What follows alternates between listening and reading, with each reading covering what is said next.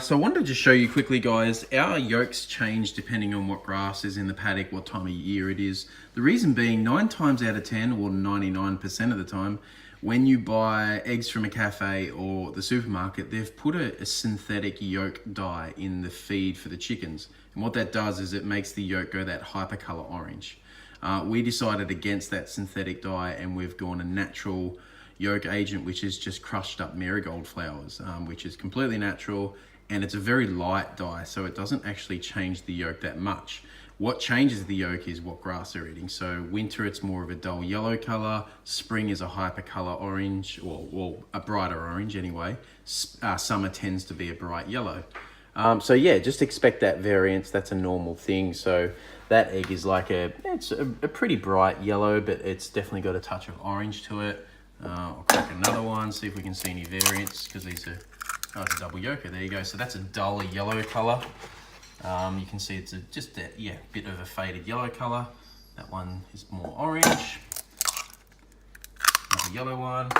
You get the idea. So there's just going to be variance depending on what they're eating in the paddock, etc. So that one's more of an orangey color into it. It's hard to see on the video, but yeah, you get the idea. You can see the different yolk colors, and I think that's a good thing. That's more of a natural seasonal pattern in the yolk colors for you guys, instead of hiding it with fake stuff.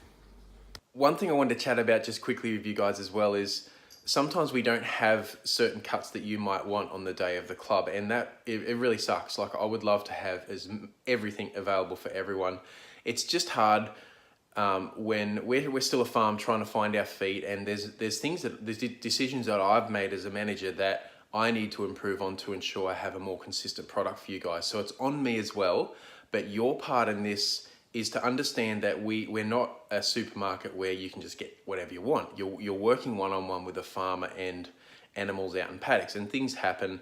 And I guess just, if you could, just give me a little bit of understanding with when I don't have a cut, but please understand that I really, really want to have that for you. So I'm very, very sorry when I say no to you.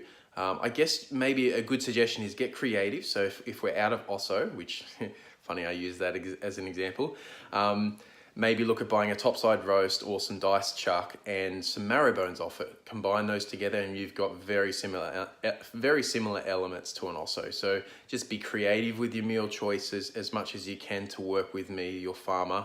But I am trying to improve as well.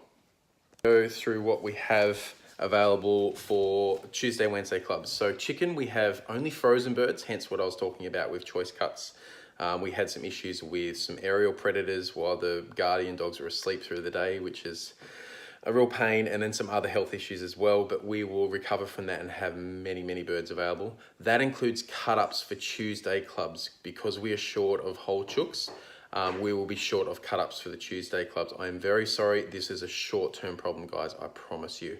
And it's my fault as well, so I am looking to improve that. There's things I need to work on. We have very few livers and feet as usual, and like I say to everyone, livers are so popular for chickens, and I'm so sorry if I don't have any. If I could have a whole chook that was made out of chicken liver, I'd be a very happy farmer.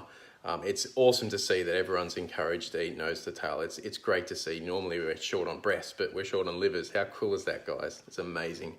I have feet.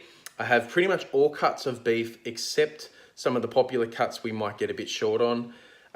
Plenty of diced beef for colder months. We have a sticker issue. The butcher put some of our chicken stickers on our beef. No big deal. I promise you it's beef.